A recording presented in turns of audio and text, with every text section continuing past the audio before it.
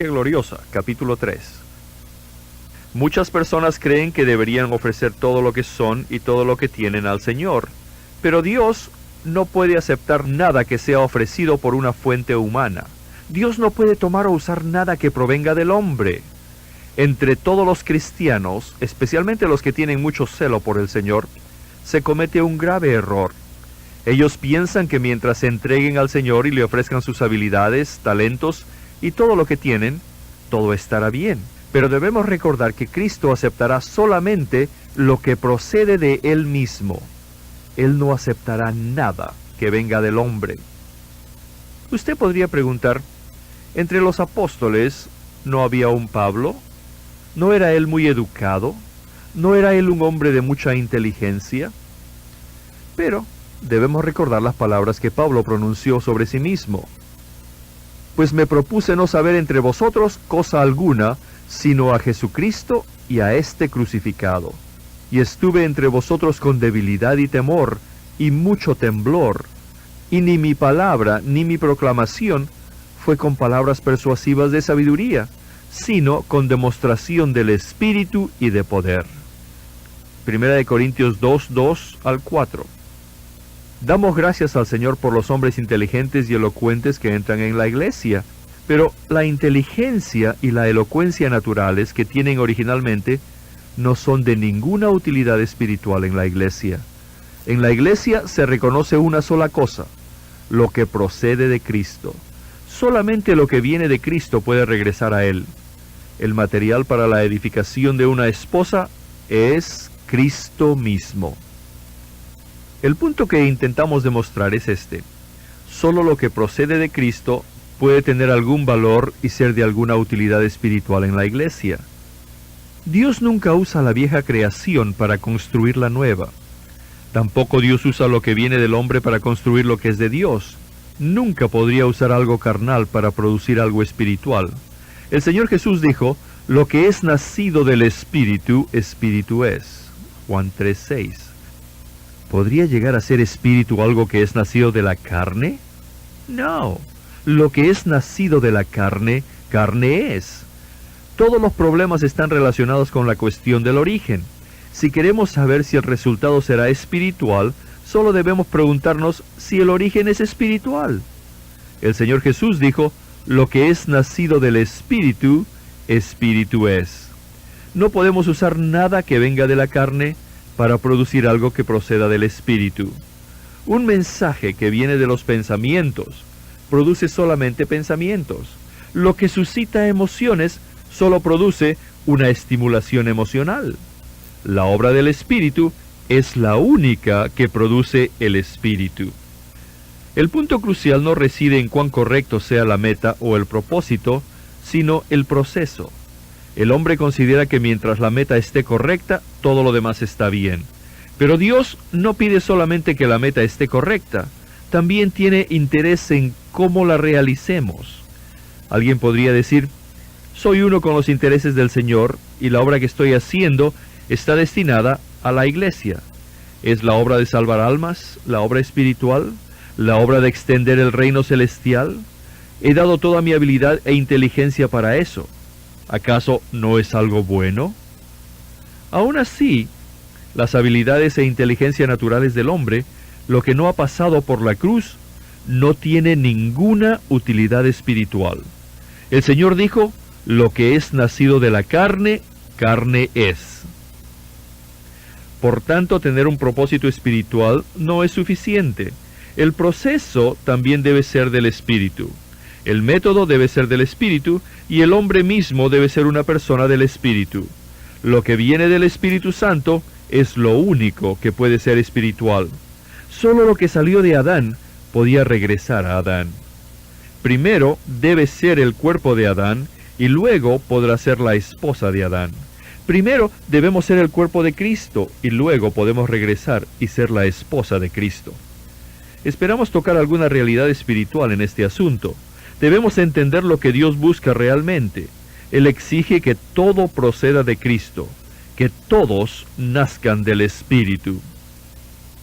Por consiguiente, cada cristiano debe perseguir la vida del cuerpo. Si no buscamos la vida del cuerpo, no podemos buscar la vida de la esposa.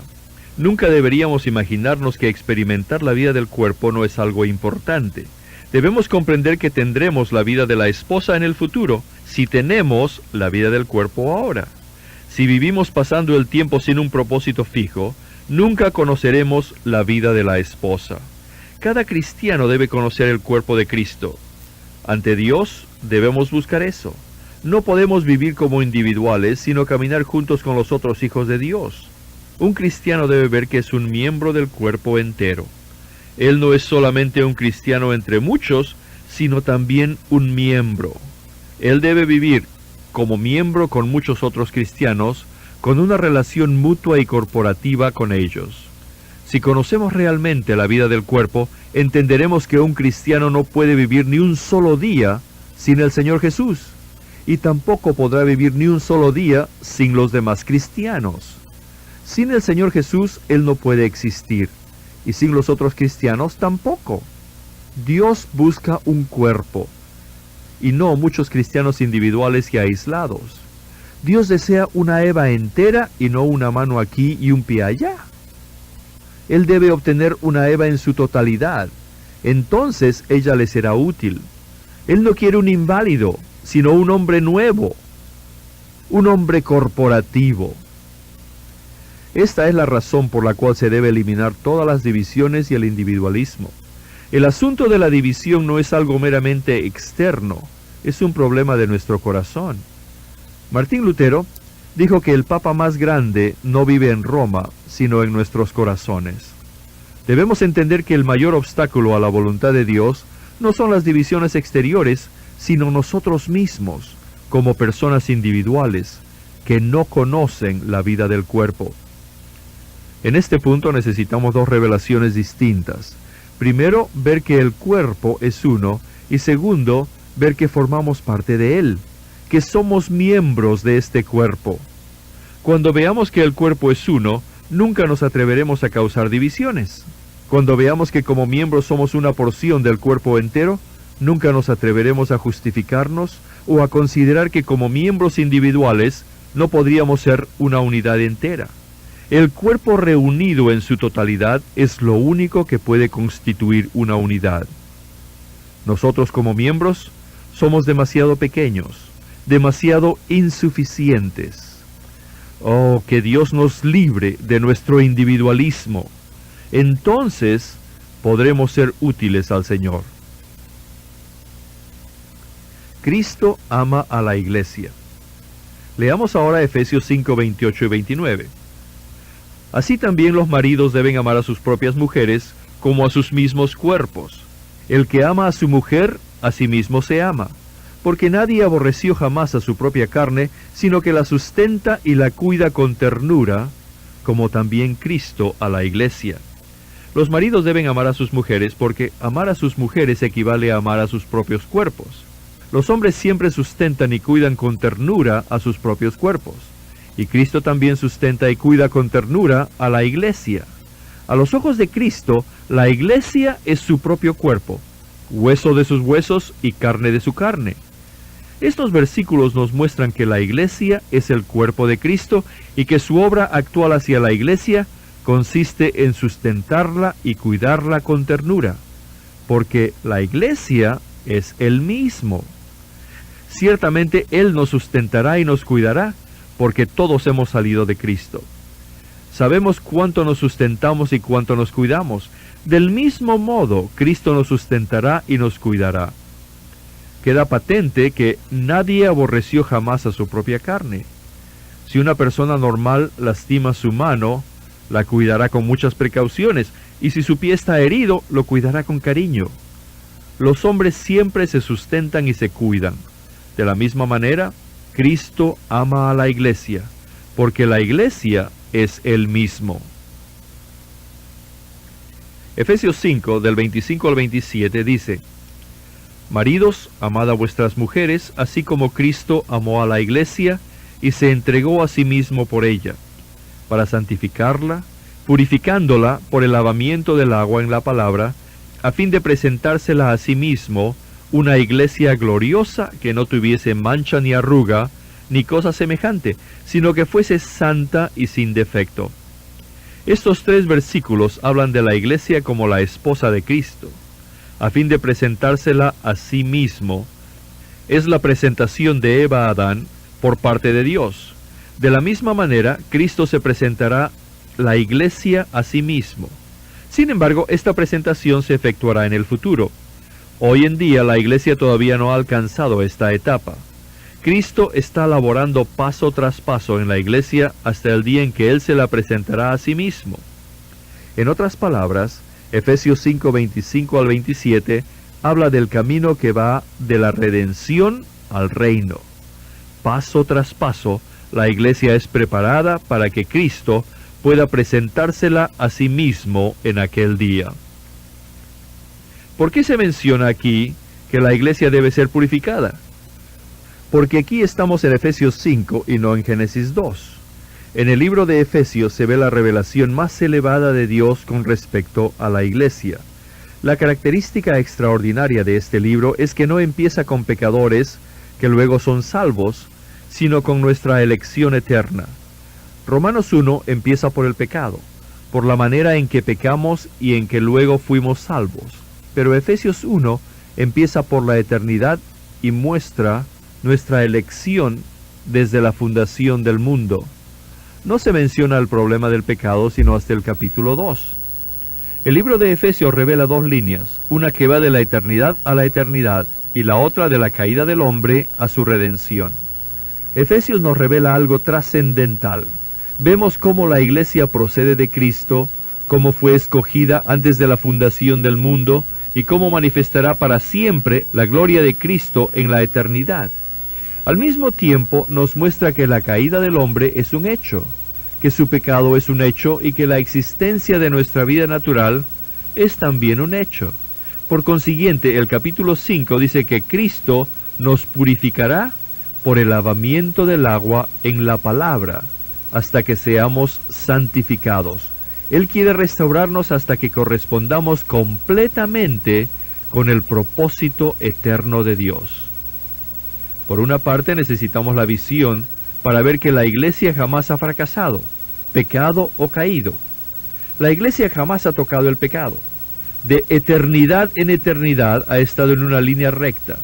Por otra parte, debemos entender que no somos más que un grupo de pecadores salvos por gracia. Por consiguiente, necesitamos el lavamiento del agua en la palabra. Necesitamos su vida por medio de su palabra para santificarnos y restaurarnos a lo sumo. Que Dios nos conceda gracia para que alcancemos este punto.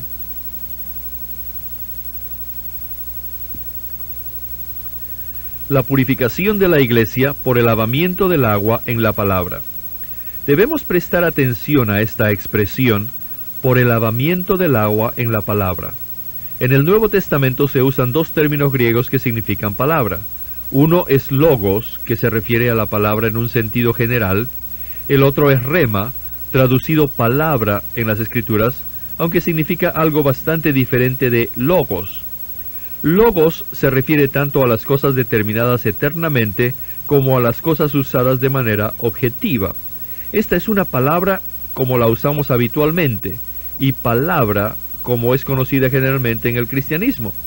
Pero rema se refiere a las palabras que son habladas. Pero rema se refiere a las palabras que son habladas. Esto es más subjetivo que logos. Miremos varios pasajes en el Nuevo Testamento donde aparece rema. En Mateo 4:4 Jesús dijo, escrito está, no solo de pan vivirá el hombre, sino de toda palabra que sale de la boca de Dios. En este versículo, palabra es rema y no logos. Cuando decimos que la Biblia es la palabra de Dios, la palabra es logos y no rema. ¿Podríamos decir que el hombre no vivirá solamente de pan, sino de la palabra de Dios, relatada en la Biblia? No estamos diciendo que la palabra escrita de Dios no tiene ninguna utilidad, sino que logos, la palabra de Dios, relatada en la Biblia, para nada nos sirve en sí misma. Les doy un ejemplo. Un día, un mensajero dijo a una madre que su hijo fue atropellado por un carro y que estaba a punto de morir. La madre abrió inmediatamente la Biblia y por casualidad fijó su atención en Juan 11:4, que dice: esta enfermedad no es para muerte. Gracias a este versículo se sintió en paz e incluso empezó a regocijarse, pero cuando llegó al lugar del accidente se enteró que su hijo ya había muerto. ¿Significa eso que el relato del Evangelio de Juan no es la palabra de Dios? Sí, es la palabra de Dios, pero es logos y no rema. La palabra que ella asió no era la palabra que Dios le había hablado en esa circunstancia particular. Tanto logos como rema son la palabra de Dios, pero el primero es la palabra de Dios relatada objetivamente en la Biblia, mientras que el último es la palabra que Dios nos habla en una ocasión específica. Romanos 10:17 dice: así que la fe proviene del oír, y el oír por medio de la palabra de Cristo. En este versículo se usa de nuevo rema y no logos.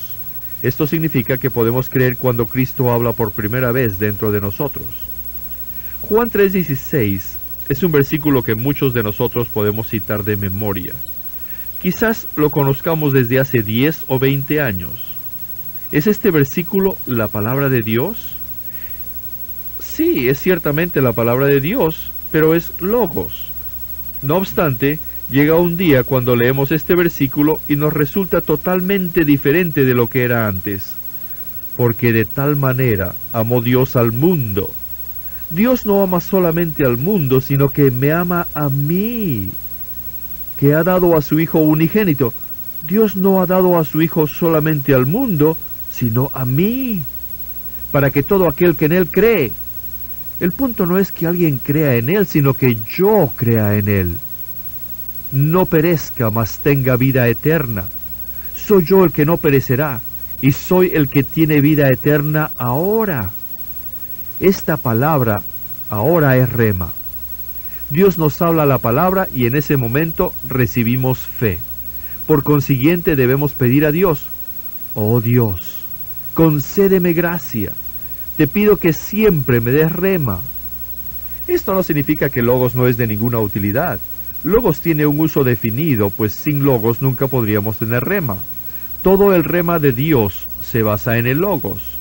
No podemos negar que Juan 3:16 es la palabra de Dios, pero cuando el logos de Dios se hace el rema que Dios nos habla, tenemos fe y todo se aclara. Juan 6:63 dice: las palabras que yo os he hablado son espíritu y son vida. ¿Tenían los judíos el logos de Dios? Sí lo tenían. Lo conocían muy bien y podían recitar perfectamente los mandamientos del Antiguo Testamento, pero no les servía para nada. Solo las palabras que el Señor les hablaba eran espíritu y vida. Solo rema es espíritu y vida. Marcos 14:72 dice: y al instante el gallo cantó la segunda vez. Entonces Pedro se acordó de la palabra que Jesús le había dicho: antes que el gallo cante 2 veces, me negarás 3 veces. Y pensando en esto, comenzó a llorar. Pedro se acordaba del rema que Jesús le había hablado. El rema es lo que le vino a la memoria. Mientras Pedro estaba mintiendo, el rema apareció repentinamente. La frase misma del Señor le vino a la memoria. Rema es la palabra que el Señor ha hablado y ahora Él la habla nuevamente. En Lucas 1:38 María dijo: he aquí la esclava del Señor, hágase conmigo conforme a tu palabra. Y el ángel se fue de ella. En este versículo se usa rema. Esto no era solamente una palabra de profecía en Isaías 7:14, que dice: he aquí la Virgen concebirá y dará a luz a un hijo, sino una palabra que el ángel habló de manera específica a María: y he aquí concebirás en tu vientre y darás a luz a un hijo. Lucas 1:31. Por haber oído eso, María recibió fuerza y todo se cumplió. En Lucas 2:29, Simeón dijo: ahora, soberano Señor, despides a tu esclavo en paz, conforme a tu palabra. En este versículo, palabra, una vez más, es rema. Antes de la venida del Señor Jesús, Dios habló su palabra a Simeón y le dijo que no vería la muerte hasta que viera al Cristo del Señor. Pero el día en que vio al Señor Jesús, Simeón dijo: Ahora, soberano Señor, despides a tu esclavo en paz, conforme a tu palabra. Simeón tenía rema del Señor. Esto no sucedió por cierto capítulo o versículo de la Biblia, sino que era conforme a la palabra que el Señor le había hablado en aquel día. El simple hecho de recibir la palabra de cierto capítulo y versículo de la Biblia no es suficiente. Solo la palabra que el Señor nos habla resulta de alguna utilidad. El rema nos revela algo personal y directamente. Nos muestra lo que debemos poner bajo la obra de la cruz y lo que debe ser quitado de nuestro ser para que seamos purificados. Debemos buscar de manera específica este asunto, porque nuestra vida cristiana se basa en este rema. ¿Qué palabra nos ha hablado realmente el Señor? ¿Y cómo nos la ha hablado? Debemos recordar que el cristianismo actual sigue siendo el cristianismo de la revelación personal. Si el Señor no habla dentro del hombre, eso no forma parte del cristianismo, ni tampoco parte del Nuevo Testamento. Lucas 3:2 dice: Durante el sumo sacerdocio de Anás y Caifás, vino palabra de Dios a Juan, hijo de Zacarías, en el desierto. En este versículo, palabra es también rema. Lucas 5:5 relata a Simón: esto es rema. El Señor no habló a cierto versículo de cierto capítulo diciendo que Simón debía echar las redes. Si alguien intentara caminar sobre el mar, por haber leído Mateo 14:29, ciertamente se hundiría. No es la palabra que el Señor está hablando hoy en día, aunque la habló en aquel día. Es cierto que lo ha hablado por Dios en el pasado, y la palabra que Él habla ahora llevan la misma autoridad. No han cambiado jamás, pero este es el punto importante. ¿Nos está hablando Dios esta misma palabra ahora? Lucas 24:8 dice: Entonces ellas se acordaron de sus palabras. Rema. ¿Qué es rema? Rema es algo que el Señor ha hablado anteriormente y que ahora está hablando nuevamente. En otras palabras, rema es la palabra que el Señor habla por segunda vez. Es algo viviente. En Hechos 11:16, Pedro dijo: Entonces me acordé lo dicho por el Señor, cuando dijo: Juan bautizó en agua, mas vosotros seréis bautizados en el Espíritu Santo. Mientras Pedro predicaba a la casa de Cornelio, el Espíritu del Señor cayó sobre ellos y la palabra del Señor vino a Pedro. Pedro no intentó recordar la palabra de memoria. Fue el Señor quien le dijo: Juan bautizó en agua, pero vosotros seréis bautizados en el Espíritu Santo. Siempre valoramos mucho el hecho de que el Señor sigue hablando ahora. Él no habló solamente en las Escrituras, ni habló solamente a Pablo y a Juan, sino que nos está hablando ahora. La palabra del Señor nunca se ha detenido. Cada vez que un obrero del Señor se levanta y habla por él, debe esperar el rema. Si el Señor no nos habla hoy, somos verdaderos fracasos. ¿Cuántas veces hemos predicado sin que el Señor pronunciara una sola palabra? No había nada malo con el mensaje, pero contenía la palabra general del Señor. No tenía ningún rema. El problema de la iglesia hoy en día es este: carece de la palabra viviente del Señor, y en lugar de ella, contiene únicamente doctrinas muertas.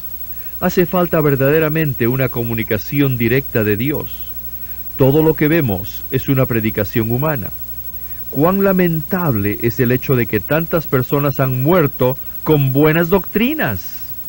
Que Dios tenga misericordia de nosotros y nos dé el rema.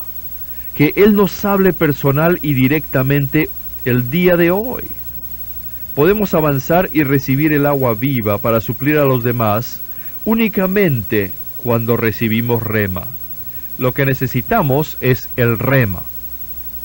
En el plan eterno de Dios, la iglesia no tiene pecado. La iglesia no tiene historia de pecado. Es totalmente espiritual y procede completamente de Cristo.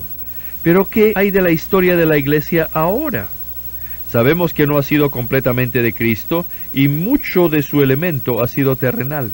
Entonces, ¿de qué manera Cristo perfeccionará a la iglesia? Él lo hará al purificarla por el lavamiento del agua en la palabra. Esto es el rema. Hemos mencionado anteriormente que el agua alude a la vida. Tipifica la vida liberada mediante el aspecto no redentor de la muerte de Cristo. Cristo está usando su vida en su palabra, su rema, para purificarnos. ¿Qué significa el hecho de que Cristo nos purifique por su vida y mediante su palabra? Primero, debemos entender el problema de la iglesia desde el punto de vista de Dios. El defecto de la iglesia no consiste en haber recibido un Cristo demasiado pequeño, sino en tener demasiadas cosas que no son Cristo mismo. En la voluntad de Dios, la iglesia en su totalidad procede de Cristo. No tiene ningún pecado, nada carnal y ninguna vida natural. Pero, ¿qué hay de nuestra condición actual? Cada uno de nosotros, los que pertenecemos verdaderamente a Cristo, tiene cierta porción que es única y totalmente Cristo mismo. Damos gracias a Dios por esta porción. Aparte de esta porción, seguimos teniendo muchas cosas que no son de Cristo. Debido a todas estas cosas extrañas, debemos ser purificados. ¿Qué significa la purificación? Significa restar y no sumar. Si la purificación significara añadir algo a nosotros, entonces sería un tinte. En Génesis 2, Eva no necesitaba ser purificada porque tipificaba a la iglesia del plan eterno de Dios. Pero si consideramos que ahora nosotros no necesitamos la purificación, nos estamos engañando. Dios planea llevarnos al lugar donde la purificación no sea necesaria, pero hoy seguimos necesitando la purificación. ¿Cómo nos purifica Dios? Él lo hace con su vida mediante su propia palabra. A menudo no sabemos en qué aspecto debemos ser purificados, pero un día la vida que está en nosotros no nos deja en paz. Poco después, su rema entra en nosotros y nos muestra lo que debemos pasar por la purificación. Por una parte, es la vida que nos toca, y por otra es la palabra que nos dice. A veces nos empeñamos en algo que parece bastante bueno según la doctrina, y podemos tener una buena razón para eso, pero en nuestro interior algo nos sigue tocando y no nos deja en paz. Finalmente el Señor nos habla. Viene el rema, la palabra poderosa del Señor. Nos dice que un asunto debe ser puesto bajo la cruz y purificado. Por una parte es la vida, y por otra es la palabra del Señor. Con eso somos purificados. A veces se cambia el orden. Al principio no sentimos nada al emprender una actividad determinada. Y de hecho, sentimos que todo está bien. Pero cuando viene el rema, primero la palabra del Señor nos habla, diciéndonos que este asunto en particular no está bien del todo, y luego la vida interior nos exige acabar con él. Esta es nuestra vida diaria. Puede ser que la vida del Señor no nos permita hacer nada, y luego la palabra venga, o que la palabra venga primero, y luego venga la vida exigiendo que acabemos con el asunto. Pero siempre la purificación del agua en la palabra es la que viene a nosotros para santificarnos. Por consiguiente, todo el asunto de nuestro crecimiento y progreso depende de nuestra actitud hacia la vida y el rema. Si tenemos algún sentir interior en vida, nunca deberíamos dejarlo. Debemos orar. Algo como, Señor, concédeme el rema para que sepa cómo solucionar la situación. Si el Señor empieza por darnos el rema, si nos habla primero, aún así necesitamos pedirle que nos supla con vida para solucionar este asunto. Si prestamos atención a estos asuntos, y si no los tomamos a la ligera, el Señor nos purificará por el lavamiento del agua en la palabra para santificarnos. Delante del Señor, este es el significado de la iglesia purificada por el lavamiento del agua. La vida de Cristo acaba con todo lo que no procede de Cristo. La vida natural y todo lo que no viene de Cristo debe ser depurado. La santificación puede venir únicamente después de la purificación, y la base de la purificación es la palabra del Señor, que es el rema. Si no conocemos la palabra del Señor, no podremos ser purificados y santificados. Desde el día en que recibimos a Cristo, ¿de dónde ha venido nuestro conocimiento? ¿Ha venido de una fuente exterior o interior? ¿Entendemos la voluntad de Dios desde nuestro interior o sigue siendo su voluntad algo que nos es exterior? Muchas dificultades tienen su raíz en este asunto: carecer de la palabra de Dios. El cuerpo de Cristo no puede ser edificado porque lo que tenemos es exterior y no interior. Toda la base de la fe cristiana depende del hablar del Señor. El crecimiento de la iglesia depende también de la palabra que el Señor habla. Por lo tanto, el punto central de nuestras oraciones debe ser nuestro anhelo de recibir el hablar del Señor. ¡Oh, que el Señor nos hable!